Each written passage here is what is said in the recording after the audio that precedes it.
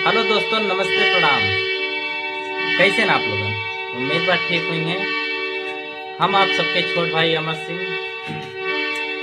तो आज सुनावे की कोशिश करब मत प्यार करो परदेसी से। तो अगर सुना ले गई तो वीडियो के लाइक तो करेगी पड़ी, ठीक बा? तो वीडियो में बनल रहा, देखा सुना लेता नहीं कि ना।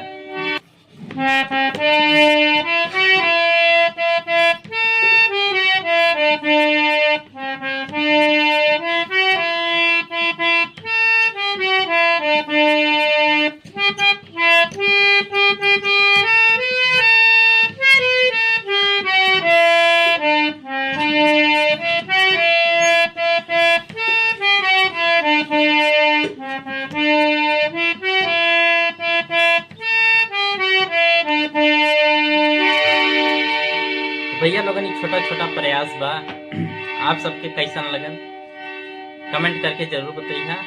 और दोनों सलाह हो तो कमेंट जरूर करा। मिलते हैं नेक्स्ट वीडियो।